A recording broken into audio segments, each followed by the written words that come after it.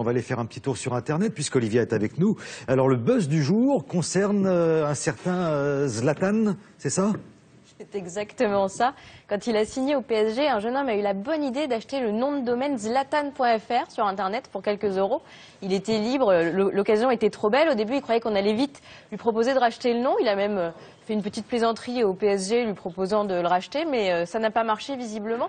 Du coup, sa résolution pour l'année 2013, c'est de défier Zlatan. Et oui, il ose, c'est peut-être le seul au monde. Et donc, sur ce site que voici, zlatan.fr, il lui lance 12 défis pour récupérer le nom de domaine.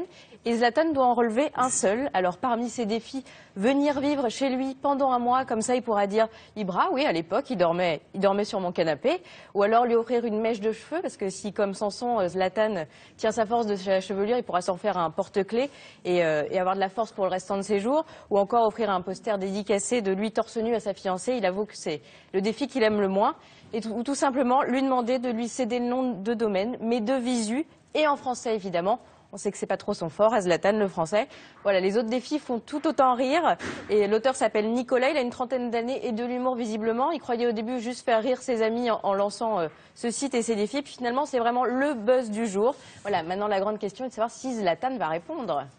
Voilà, les 12 travaux de Nicolas. Donc on attend la réponse de Zlatan Ibrahimovic. Merci beaucoup, Olivia. L'art et la musique, eh ben, ça peut servir de protestation ou on peut s'en servir pour militer. C'est ce que va nous expliquer Olivia sur le web.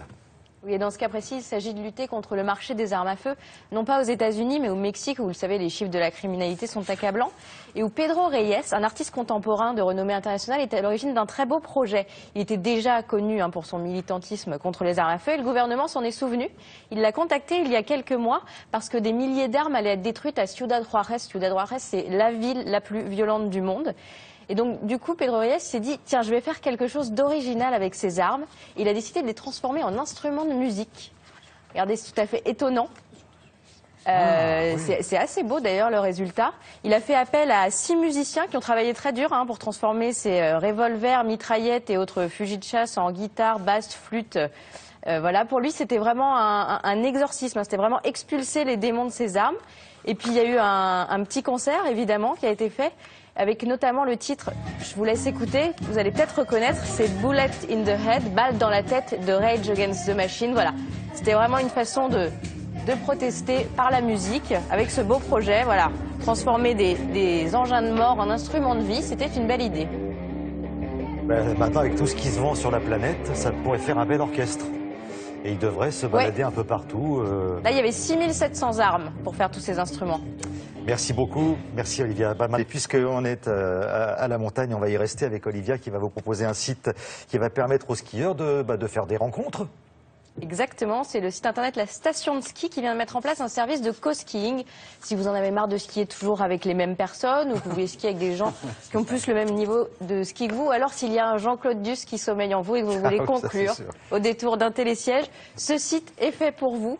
C'est très simple, vous proposez une sortie de ski dans la station dans laquelle vous vous trouvez ou alors vous joignez à une session déjà existante. L'inscription est extrêmement simple. Vous déposez votre proposition de sortie en mentionnant le lieu, le jour, l'heure évidemment, et le profil de votre sortie. Le profil évidemment le plus couru étant ski entre célibataires. Voilà. Et après, vous n'avez plus qu'à attendre et avoir des bonnes surprises au détour des pistes. Ça va draguer sec, dis donc, sur les pistes cette année. On va appeler ça skitique. Skitique, qu'est-ce que vous en pensez? Oui, pourquoi pas? C'est pas une mauvaise idée, ça.